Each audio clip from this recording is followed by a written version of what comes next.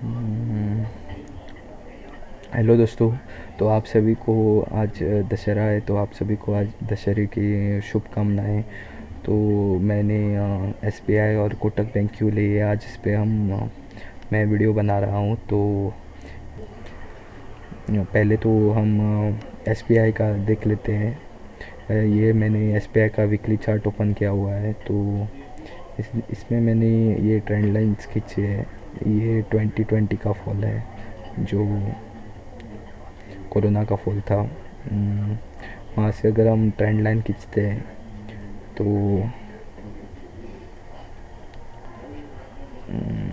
ये चैनल के lower and पे एस बी आई है, ऐसा अभी पहुंचा है, ऐसा दिख रहा है। और पिछले शायद ये भी एक सपोर्ट है यहाँ पे, तो ये यहाँ पे है। तो अभी तो गाज़ा में वॉर, वो ये शायद इसीलिए ड्रॉप हुआ था कल का, जो कि 2% का था। वो इसलिए था शायद कि गाज़ा में वॉर लाइक सिचुएशन चल रही है। और एक रीज़न था कि बॉन्ड यील्ड जो है वो 5% टच हो गया है। तो आने वाले दिनों में मुझे तो ऐसा लग रहा है कि यहाँ से आगे शायद बॉन्ड यील्ड्स उतना ना बढ़े, बल्कि बॉन्ड यील्ड्स घट भी सकते हैं। और वॉर तो उतनी बड़ी स्केल पे भी नहीं होगी गाज़ा की। पहले और एक ऑब्जर्वेशन ये था कि जो पब्लिक सेक्टर्स बैंक है और एसबीआई शायद इनमें से लीडिंग बैंक है पब्लिक सेक्टर में। तो ये पब्लिक सेक्टर जो बैंक है वो काफ़ी दिनों से मोमेंटम में है, तो अप ट्रेंड है। तो ये भी बहुत एसबीआई भी बहुत बढ़ चुका है यहाँ से। पर बाद में मैंने इसका अर्निंग्स रिपोर्ट देखा एसबीआई का। तो ये मैंने अर्निंग्स रिपोर्ट ओपन करके रखा है एसबीआई का। ये मुझे शायद उतना डिटेल में भी फंडामेंटल्स में नहीं जानता और टेक्निकल्स भी उतने नहीं आते मुझे। पर अर्निंग्स पर शेयर 74 है, ये हम बहुत दिखते हैं। और पी इसका 7.38 है। पर ये भी आप इसको ही देख के ये अंदाज़ा नहीं लगा सकते कि ये सस्ते है या महंगी है। तो हम नीचे जाते हैं और इसके प्रॉफिट देखते हैं, नेट प्रॉफिट्स। तो ये क्या है, ये क्वार्टरली रिजल्ट्स है नेट प्रॉफिट के। तो क्वार्टरली में भी इम्प्रूवमेंट्स अच्छे हैं। तो क्वार्टर ऑन क्वार्टर तो इनका 10, 900 टू 200, मतलब एक ये शायद 5% का रहेगा, यहाँ से यहाँ तक 4-5% का रहेगा। क्वार्टर ऑन क्वार्टर बेसिस 4-4% बढ़ रहा है। तो हम यहाँ पे एनुअल भी देख लेते हैं। ये annual profit and loss statement है। तो यहाँ पे एनुअली देखें तो 22L से दिखा रहा है, तो 15-18 यहाँ पे थोड़ा ड्रॉप है 14 में। यहाँ से शायद फाइनेंस मिनिस्टर और गवर्नमेंट की जो पॉलिसीज़ रही, इनकी वजह से एनपीए रिवैम्प आया है बैंकों में। तो इन्होंने एनपीए कंट्रोल में करने का कर रहे हैं कुछ तो। और ये बाकी पब्लिक सेक्टर बैंकों में भी दिख रहा है। तो 14 से 17 यहाँ पे शायद लॉस है। ये भी इन्होंने एनपीए में लॉस लिया रहेगा। तो 2019 से फिर से प्रॉफिट स्टार्ट किया है। तो यहाँ से 2020 से अगर देखें, ये फॉल के बाद का रिज़ल्ट है आफ्टर कोरोना।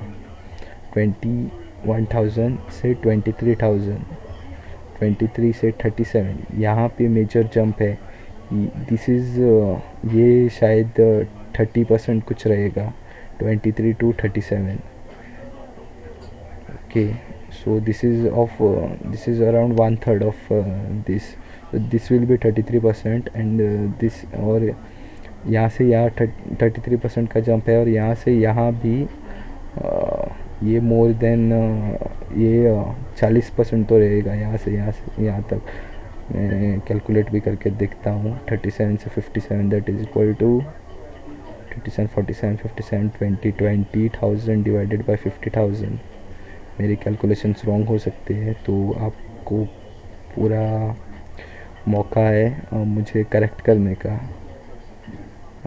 57,000 तो दिस इज़ 35%। तो ये 35% ग्रोथ इन प्रॉफिट है। और ट्रेलिंग 12 मंथ्स का अभी 69,000 हुआ है अभी तक। ये क्वार्टर और एनुअल अभी तक एंड नहीं हुआ। अभी तक इन्होंने 69 टच कर लिया है, मतलब या 57 से 67 10 12 अभी इन्होंने इसका 20% अचीव कर लिया नेक्स्ट प्रॉफिट का। तो जो अब मार्च तक जो ये बिज़नेस करेंगे ये 20% से तो हायर ही जाने वाला है। आप अगर मैं कुछ गलत कह रहा हूँ तो प्लीज़ मुझे करेक्ट कीजिए। तो अभी तक तो 20% ग्रोथ आया है अभी तक, मतलब लास्ट मार्च से। अब मैं वीडियो बना रहा हूँ अक्टूबर में।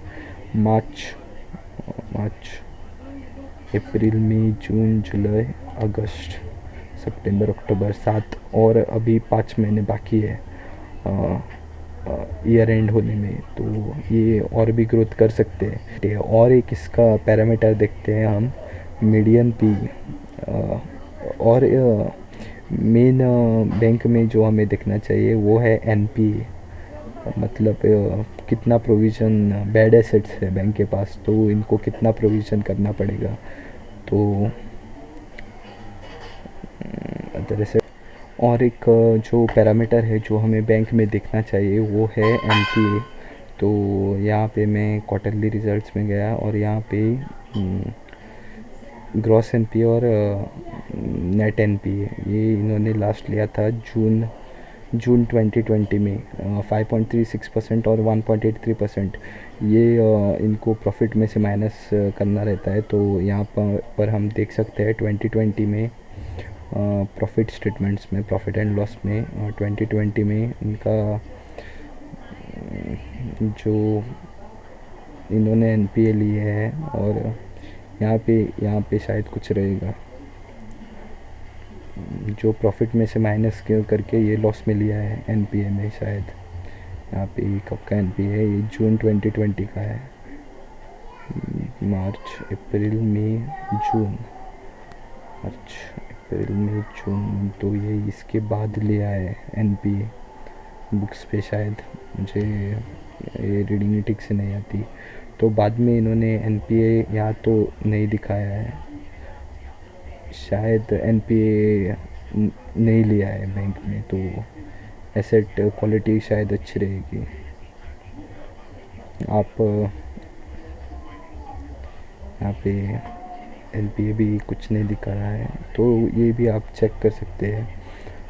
बाद में इसके हम पी रेशो देखेंगे।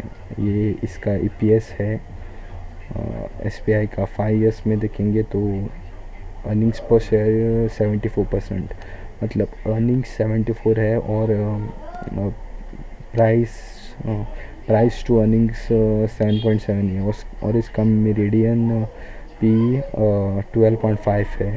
तो मेरिडियन पी से नीचे चल रहा है, इसलिए ये अच्छा बाय हो सकता है एसबीआई।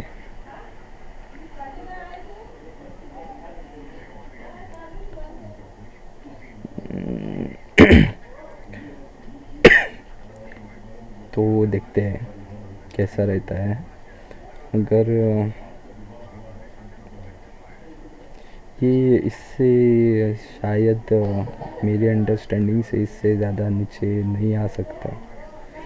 और अब हम कोटक का एनालिसिस करते हैं। कोटक लेने का मेरा सिंपली ये ऑब्जर्वेशन था कि जो आज इसकी प्राइस चल रही है दैट इज़ जो कि है 1740 के आसपास है।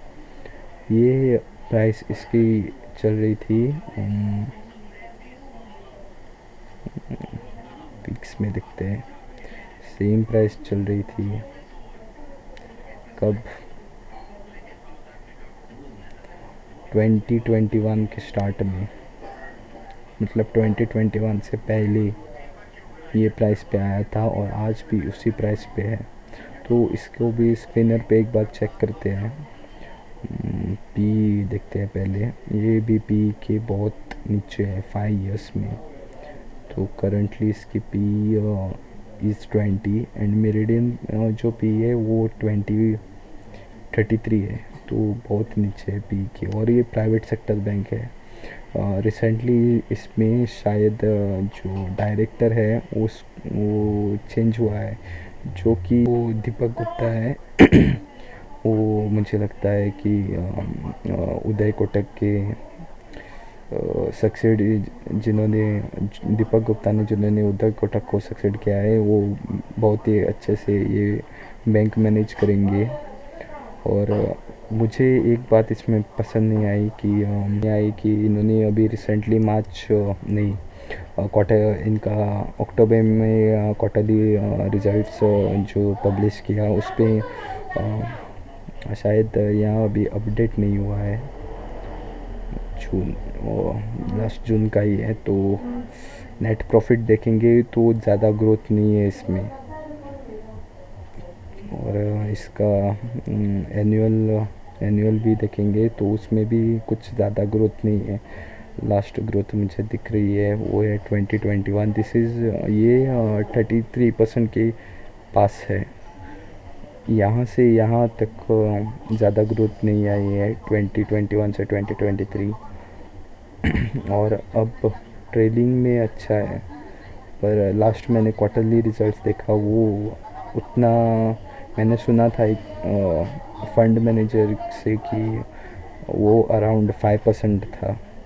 तो फिर भी मुझे ये कोटक बैंक इसलिए पसंद है क्योंकि यहाँ से लास्ट ये प्राइस 2020 में था और पी भी कम है, तो यहाँ से ये इजीली जा सकता है। तो एक बार चेक भी कर लेते हैं कि ऑल टाइम में हमें कितना परसेंट ग्रोथ मिलेगा।